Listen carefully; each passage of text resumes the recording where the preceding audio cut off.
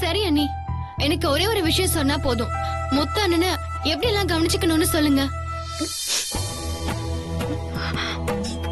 இங்க பாரு ஜனனி, அம்மா வந்த வீடுங்கிறது அம்மனே வீட்டுக்குள்ள வந்ததா அர்த்தம்.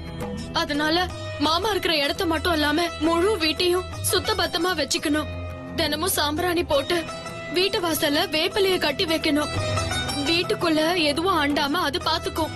அதே மாதிரி முத்து மாமாக்கு பாய போட்டு வேப்பிலைய விரிச்சு அது மேல சுத்தமான வேட்டியையோ சேலையோ விரிச்சுதான் மாமாவை படுக்க வைக்கணும். ஆனா இப்ப எதுவுமே பண்ணிடக்கூடாது. 7 நாளுக்கு அப்புறம் மஞ்சளும் வேப்பிலையும் அரைச்சு முத்து மேல தடவி விடணும். அப்புறம் சாப்பாடு ரொம்ப முக்கியம் ஜனனி. எண்ணெய், உப்பு, புளி, காரம் அறவே இருக்க கூடாது. உப்பு இல்லாத தயிர் சாதம் தான் கொடுக்கணும்.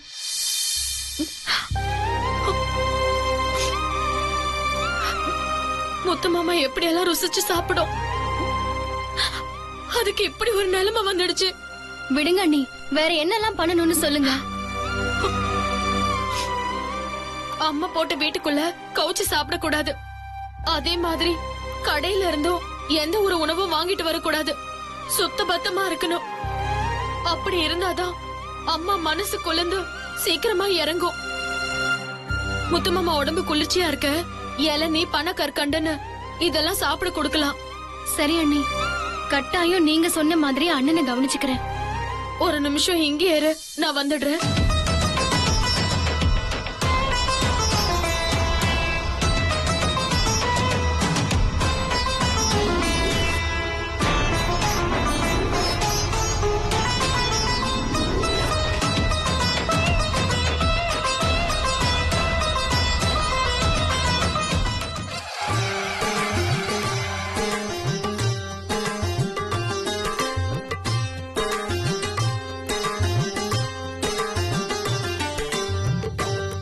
அண்ணி, என்ன அண்ணி இது?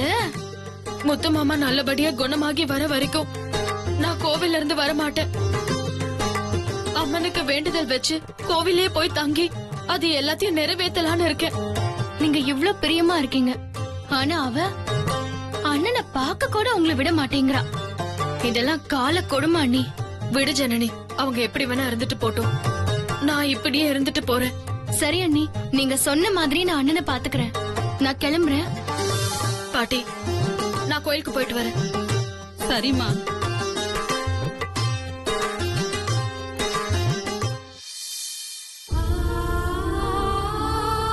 வெண்ணிலா, கீழே குனி.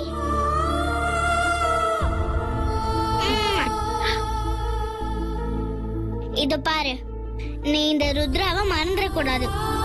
அடிக்கடி வந்து பாத்துக்கணும், சரியா? இல்லன்னா நான் வந்து உன்னை பாத்துப்பேன். யார் தடுத்தாலும் கேட்க மாட்டேன்.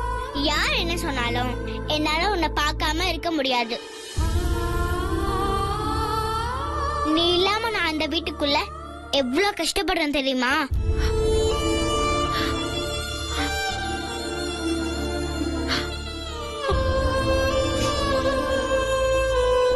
சீக்கிரம் அந்த வீட்டுக்குள்ள உனக்காகவாவது நான் வந்துருவேன்.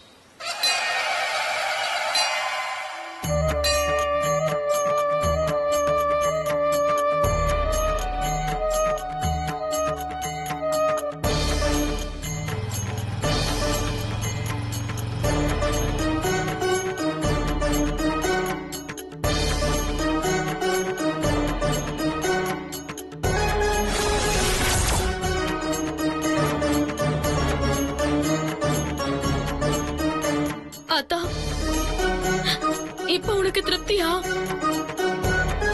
ஏன் இப்படி பண்ண? எதுக்காக என்ன இப்படி சித்திரவதை பண்ணி வேடிக்கை பாக்குற அத்தா? நான் உனக்கு குழந்தை மாதிரி தானே, என்னை ஏன் இப்படி சோதிக்கிற? முத்து மாமாக்கு எதுக்காக இப்படி அம்மா வர வச்ச? ஏற்கனவே அவர் மனசளவுல படுற கஷ்டம் போதாதா? இப்ப உடம்பாலையும் அவர் கஷ்டப்படணுமா? நான் சத்தியம் பண்ணேங்கிறதுக்காக கேக்கல. உண்மையிலேயே அந்த கல்யாணம் நடக்க கூடாதுன்னு இப்படி பண்ணிட்டியா? ஸ்வேதாக்கா பண்ணதெல்லாம் தப்புதான். ஆனா மாமாவுக்கு அவங்களதான் கட்டிக்கணும்னு உள்ளுக்குள்ள எண்ணம் இருக்கும்போது யாரு என்ன பண்ண முடியும்? ஸ்வேதாக்கா நான் செய்யாத தப்ப என் மேல போட்டு வீட்டை விட்டு அனுப்புனாதான் இந்த கல்யாணம் நல்லபடியா நடக்கும்னு நினைச்சுதான் இப்படி பண்ணிட்டாங்க. ஆனா இப்ப எல்லாரும் என்ன பேசுறாங்கன்னு பாத்தியா? ஸ்வேதாக்கா பண்ண தப்புக்கு தண்டனை கொடுக்கதா நீ முத்து மாமாவுக்கு அம்மா வர வச்சு கல்யாணத்தை நிறுத்தணும்னு சொல்றாங்க. இந்த கல்யாணத்தை நிக்க வைக்கிறதுக்காக நீயே முத்து மாமாவை கஷ்டப்படுத்துற. ஸ்வேதாக்காவை தண்டிக்கணும்னா உனக்கு இதுதான் வழியா?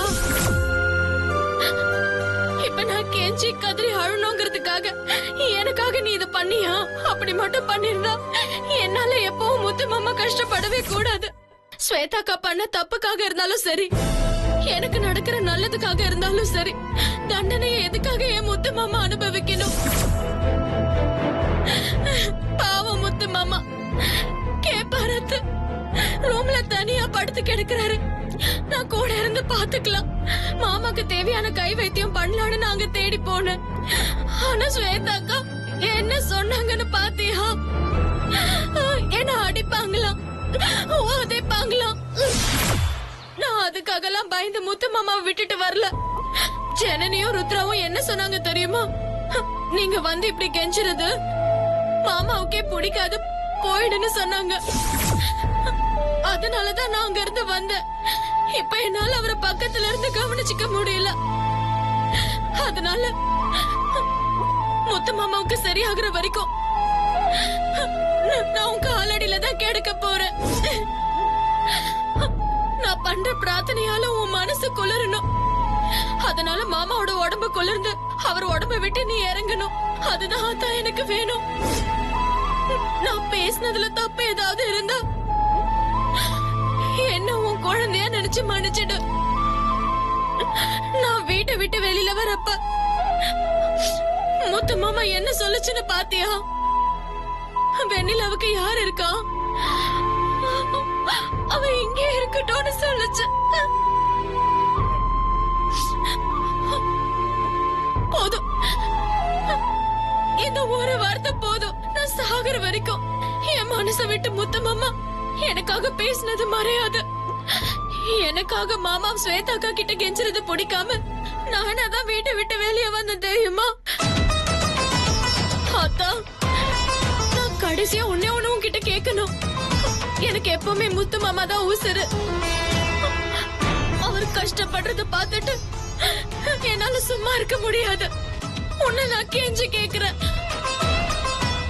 மாமா மேல வந்து இறங்கிருக்கியே, ஏன் மேல வா.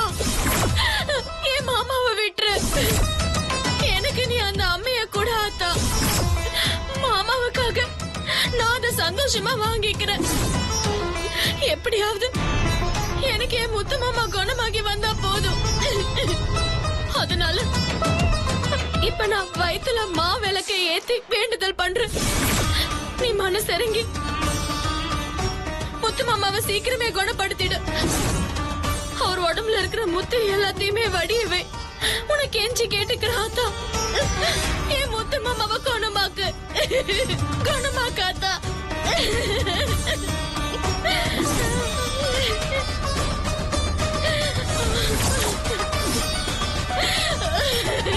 வெண்ணிலா, நீ ஆத்தா கிட்ட வேண்டறத பார்த்தா ஒரு குழந்தை அவ அம்மா கிட்ட உரிமையோட சண்டை போடுற மாதிரி இருக்கு. கண்டிப்பா ஆத்தா உன் குரலுக்கு செவிசாய்ப்பா, உன் துன்பத்தை தீப்பா. இந்த சோதனைய உனக்கு கொடுக்கறதே நீ யாரு, அந்த ஸ்வேதா யாருன்னு ஊருக்கும் உலகத்துக்கும் காட்டுறதுக்கு தாம்மா. நீ பண்ணு தாயி, என்ன வேணாலும் பண்ணு. உனக்கு கூட துணையா நான் இருக்கேன். கொஞ்சம் இரு வரேன்.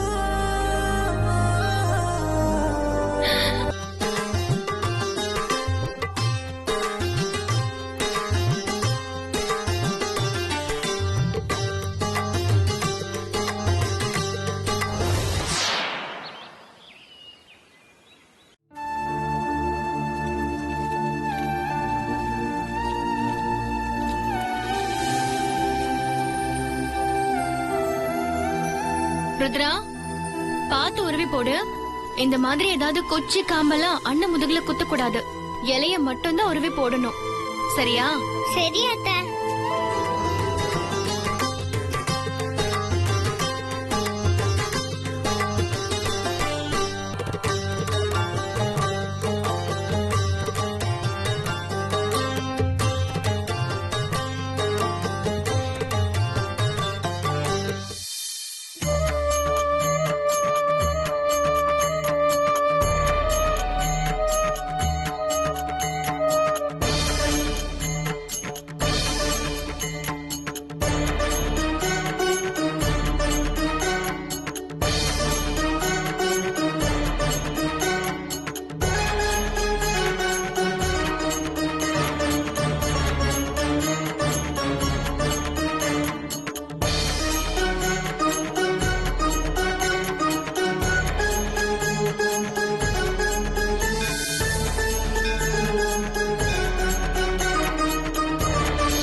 தாயி.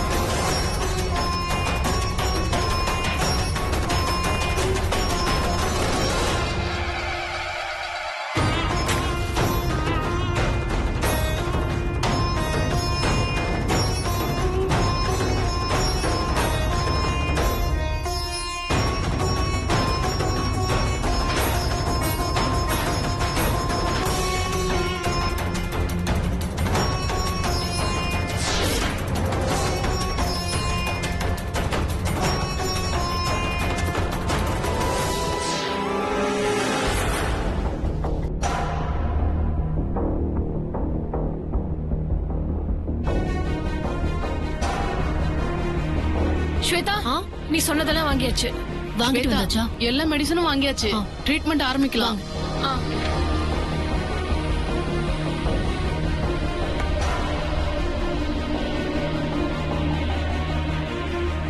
அண்ணா, அண்ணா,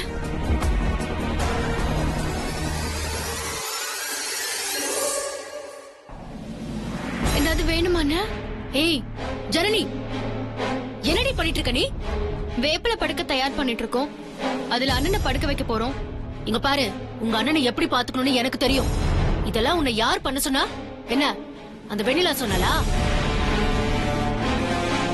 முதல்ல இது எல்லாத்தையும் எடுத்துக்கிட்டு வெளியில போங்க. Get out. எடுத்துட்டு போன்னு சொன்னா கேட்க மாட்டியா நீ? ஏய் இது புடிடி.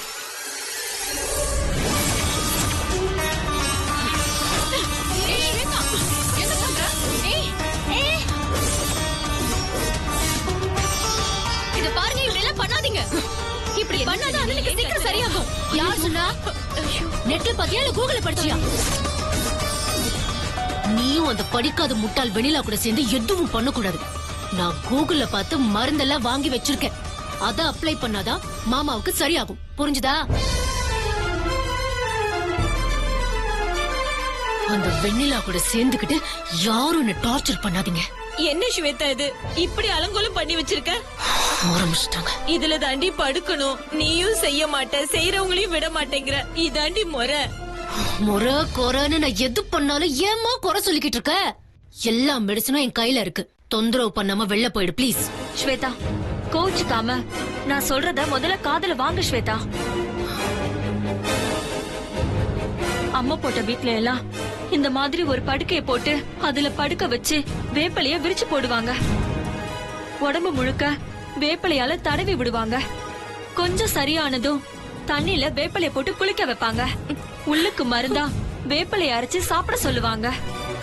எல்லார் வீட்லயும் இப்படிதாம்மா பண்ணுவாங்க. எல்லாரும் பண்ற மாதிரி என்னால பண்ண முடியாது. அப்புறம் படிச்சவங்களுக்கும் படிக்காதவங்களுக்கும் என்ன வித்தியாசம்? உலகம் முழுக்க இருந்து நெட்ல போட்ட மருந்து தான் நான் வாங்கி வச்சிருக்கேன். இதுல எப்படி மாமாவுக்கு சரியாகாம போகுதுன்னு நானும் பாக்குறேன். இத பாரு, நீ இதெல்லாம் பண்ண விடலனாலும் பரவாயில்ல. ஆனா சண்டை போட்டு தயவு செஞ்ச அண்ணனை தொல்லை பண்ணாத. தெரியுதுல்ல? அப்போ இடத்த காலி பண்ணுங்க. என்ன டென்ஷனும் பண்ணிட்டு அப்புறம் மாமாவுக்கு உடம்பு முடியாம போனதுக்கு நான் தான் காரணம்னு சொல்லுவீங்க. எல்லா வேலையும் செய்யறது நீங்க, கெட்ட பேர் வாங்குறது மட்டும் நானு. என்ன கத்த வச்சு கெட்ட பேர் வர வச்சிட்டீங்க. சரி வாங்க நம்ம போலாம். அதான் புடிச்ச புடியா நிக்கிறாளே, மாப்பிளைக்கு தான் தொந்தரவாயிடும். போங்க. எக்ஸ்கியூஸ் மீ, நீங்க என்ன பண்ணிட்டு இருக்கீங்க? கிளம்புங்க. You can leave now.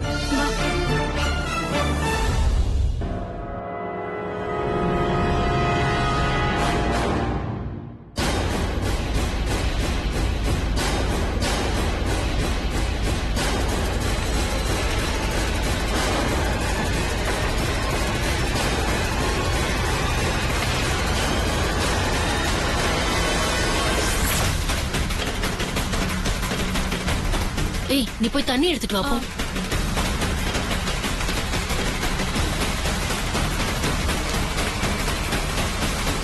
மாமா எந்திரிங்க. மெதுவா. பாத்து.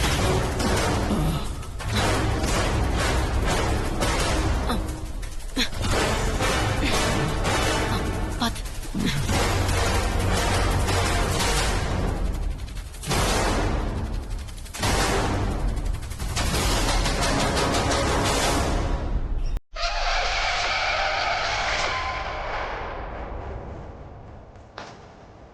மாமா டேப்லெட் சாப்பிடுங்க.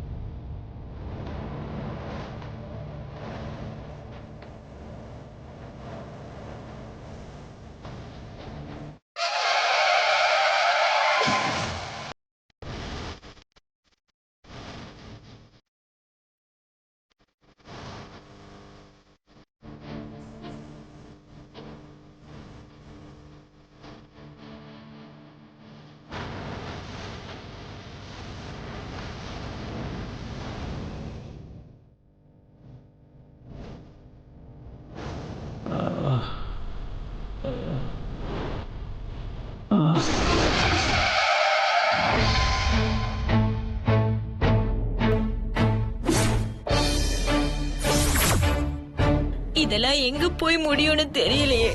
இவ பாட்டுக்கு இவ வச்சதான் சட்டோன்னு நிக்கிறா. யாரு சொன்னாலும் கேட்க மாட்டேங்கிறா. இதுக்கு என்னதான் முடிவு? எப்படியாவது ஏதாவது பண்ணி அண்ணனுக்கு சரியான மட்டும் போதும். ஆனா இந்த ஸ்வேதா பண்றத பார்த்தா பயமா இல்ல இருக்கு. நான் வேப்பல போட்டு படுக்க சொன்னதுல என்ன தப்பு இருக்கு? நீங்களே சொல்லுங்க அத்தை. ஒரு தப்பு இல்லம்மா, நீ பண்ணதான் சரி. ஆனா இவ யாரும் எதுவும் பண்ணக்கூடாது, நான் பாத்துக்கிறேங்கிறாளே. என்னதான் பண்றதுன்னு புரியல.